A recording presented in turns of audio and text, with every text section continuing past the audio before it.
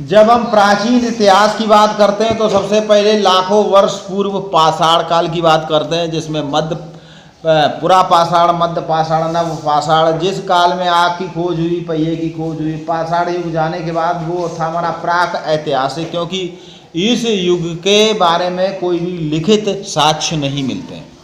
उसके बाद आई सिंधु घाटी की सभ्यता, जो 25 से ईसा पूर्व से लेकर 17 से ईसा पूर्व तक इसके लिखित साक्ष्य मिलते हैं, लेकिन वो हम पढ़ नहीं सकते, इसलिए उसको आद ऐतिहासिक काल कहते हैं। सिंधु घाटी सभ्यता चूँकि सिंधु नदी के किनारे, और अब सबसे पहला नगर हड़प्पा खोजा गया, इसलिए हड़प्पा की सभ्यता कहते हैं। इसके बाद कई नगर खोजे गए और ये मातृ देवी की पूजा करते थे, यज्ञ वेदी का निर्माण करते थे। इसके साथ ही नगरीय व्यवस्था थी, मकान उच्च तकनीक के साथ बनाए जाते थे। सिंधु घाटी सभ्यता का पतन हुआ, कैसे हुआ इसके बारे में विद्वानों का मत है कि विदेशी आक्रमणकारी आए। कोई कहता कि तूफान आया, कोई कहता बाढ़ आई, कोई कहता सूखा पड़ गया, कोई कहता कि कोई बीमारी, प्रकोप, अकाल, इस तरह के कारण सिंधु घाटी सभ्यता का पतन हुआ, नाश हुआ।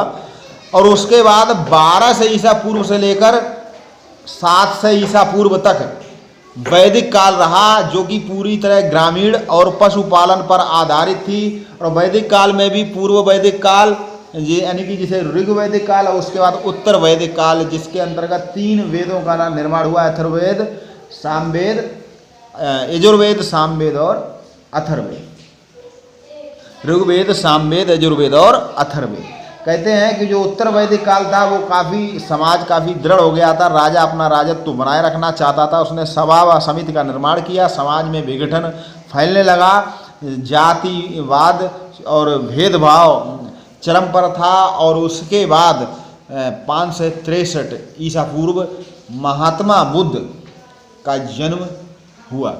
और महात्मा बुद्ध के जन्म के बाद उन्होंने ज्ञान की खोज की, शिक्षाएं दी, और लोगों को उनकी शिक्षाएं पसंद आई, और इस तरह उस काल को बुद्ध काल कहते हैं। और उनके बाद 543 में महावीर का जन्म हुआ, और उनकी भी शिक्षाएं लोगों को पसंद आई। और धीरे धीरे फिर से शहरी या कहें नगरी सभ्यता फैलने लगी, और जनपद काल आया, जनपद युग, जिसमें 16 महाजनपद में विभाजित थे। और सबसे बड़ा जो था वो पटना, जिसे आज के समय में जिसे पटना कहते हैं, ये जो क्षेत्र था मगध का क्षेत्र, जहाँ पर सबसे पहले मौर्य काल, और मौर्य काल के बाद विदेशी आक्रमण आए, शक, कुषाण, हूण।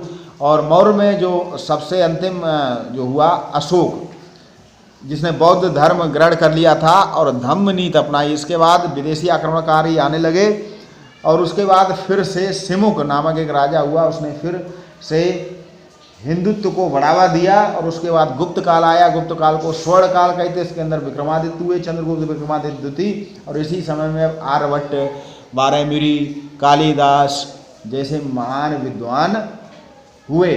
और गुप्त काल के बाद फिर वर्धन काल आया। वर्धन काल के अंदर राजवर्धन, प्रभाकर वर्धन और हर्षवर्धन। और वर्धन काल के बाद में फिर जो युग शुरू होता है, जिसे 8वीं शताब्दी से लेकर 13वीं शताब्दी तक मानते हैं, मध्यकालीन भारत। ठीक है, अब हम लोग क्या पढ़ेंगे? मध्यकालीन